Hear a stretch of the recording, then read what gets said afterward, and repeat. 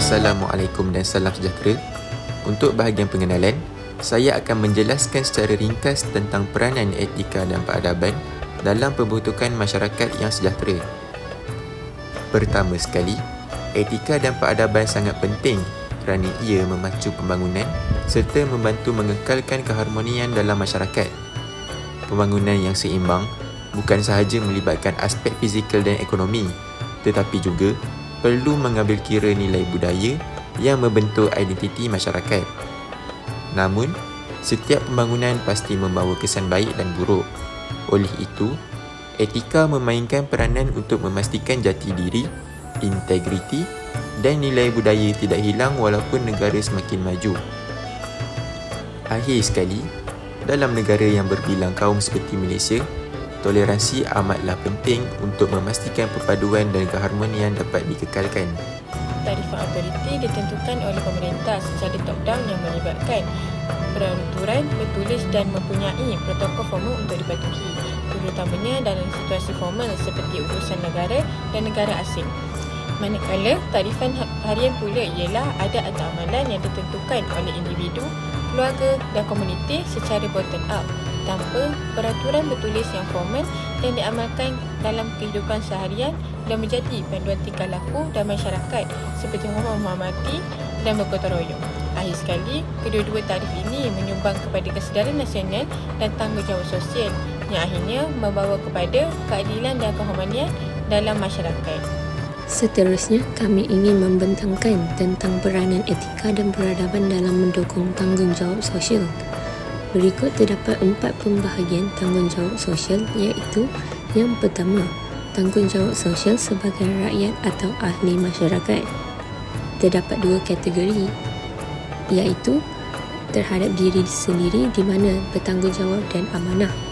Bermaksud individu yang mampu mengawal tindakannya dan tidak melanggar undang-undang negara, etika kerja dan manusia yang memiliki watak yang baik. Yang kedua, terhadap manusia lain, yang bermaksud saling memerlukan, di mana manusia memerlukan orang lain untuk memenuhi pelbagai keperluan hidupnya. Seterusnya, tanggungjawab sosial pekerja. Terdapat 6 sifat amanah kepada profesion, iaitu jujur, berterus terang, cekap, tekun, teliti, setia dan menyimpan rahsia. Antara nilai etika kerja Islam adalah nilai kesungguhan, ketekunan, ketelitian yang diamalkan dalam kerangka ketakwaan kepada Allah. Kita juga harus memberikan perkhidmatan yang sama kepada semua tanpa mengira agama, warna kulit, jantina, tahaman politik dan status sosioekonomi. Selain itu, tanggungjawab sosial organisasi atau corporate. Ia secara umumnya bermaksud komitmen syarikat dan organisasi corporate terhadap keperluan sosial yang meliputi hak-hak masyarakat, penjagaan alam sekitar, kebajikan para pekerja, hak-hak pengguna dan sebagainya. Kita perlu menitik beratkan permasalahan tempat kerja, pekerja, pasaran, alam sekitar dan komuniti seperti dengan mengembalikan keuntungan syarikat dalam bentuk dana, bantuan dan hadiah. Kita haruslah menerapkan prinsip 3P, iaitu people, planet dan profit. Antara prinsip tanggungjawab sosial para peniaga yang digariskan oleh Islam ialah niat yang betul, tidak memudaratkan, adil, ihsan, amanah dan amar ma'ruf nahi munkar. Yang terakhir ialah terhadap tanggungjawab alam sekitar. Manusia perlu memahami tentang kepentingan memelihara ekosistem supaya dalam keadaan seimbang, kerana mereka adalah sebahagian daripada ekosistem yang tertakluk kepada hukum ekologi semula jadi. Pelanggaran ke atas hukum-hukum ekosistem semula jadi akan mengganggu keseimbangan ekosistem keseluruhannya yang mengakibatkan kemerosotan kesihatan masyarakat atau penduduk. Contohnya, pencemaran air dan udara. Seterusnya, kesedaran nasional dalam tanggungjawab sosial. Terdapat beberapa langkah untuk membudayakan kesedaran nasional. Yang pertama ialah memikul tanggungjawab bersama dan bekerjasama. Dari aspek program masyarakat berjaya apabila semua ahli bertanggungjawab dan bekerjasama. Yang kedua, saling mengenali dan membina sikap ramah mesra. Contohnya, penting untuk mengenali jiran dan orang di sekeliling kita. Yang ketiga, sikap mengambil berat atau mengambil tahu. Ambil peduli tentang kebajikan orang lain, terutamanya yang dalam kesusahan. Dan yang terakhir, sikap positif dan keikhlasan.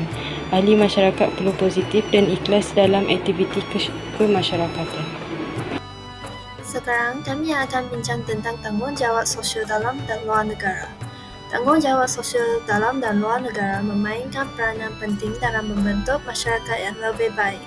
Di dalam negara, tanggungjawab sosial korporat atau CSR merangkumi komitmen syarikat terhadap masyarakat, alam sekitar dan kebajikan pekerja. Program seperti kempen Petronas Burung Murai bukan sahaja mempromosikan imej syarikat tetapi juga membantu membina nilai moral dan menyumbang kepada pembangunan komuniti. Di peringkat antarabangsa, Malaysia turut aktif dalam usaha kemanusiaan. Banyak NGO Malaysia seperti Viva Palestina Malaysia memainkan peranan besar dalam membantu Palestin dan negara lain yang memerlukan. Usaha ini selari dengan prinsip hak asasi manusia yang menekankan kebebasan, keadilan dan kesejahteraan untuk semua tanpa mengira bangsa, agama atau negara asal. Secara keseluruhannya, tanggungjawab sosial dalam dan luar negara membantu membina masyarakat yang lebih prihatin, beretika dan bersatu.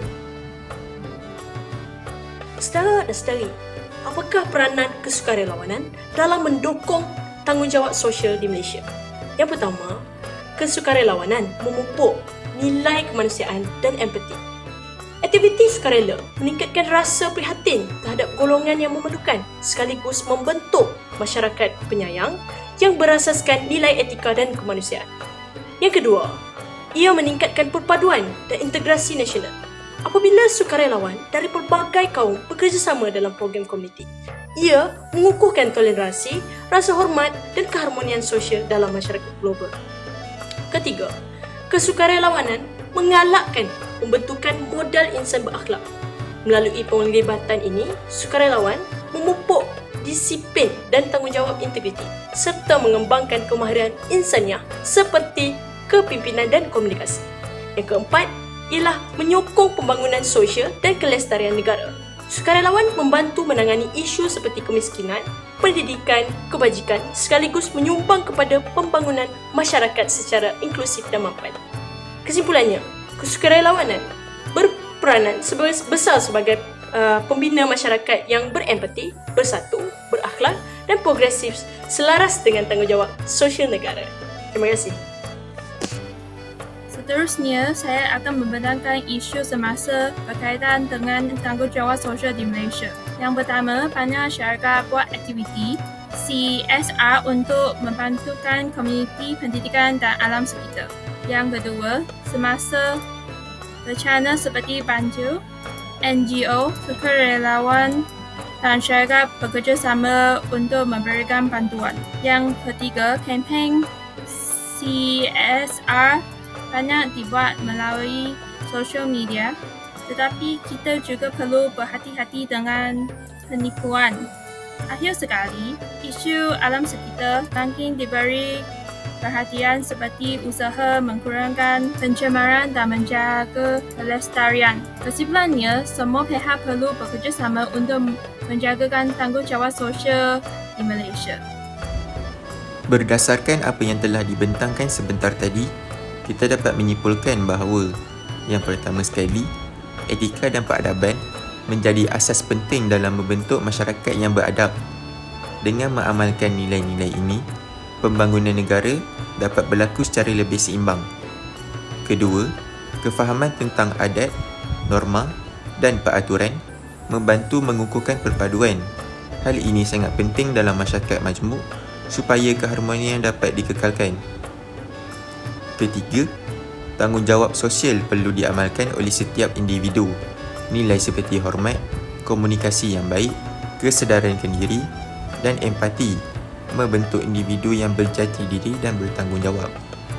Akhir sekali, kesedaran nasional dapat dipupuk melalui kerjasama, keikhlasan dan sikap yang saling mengenali.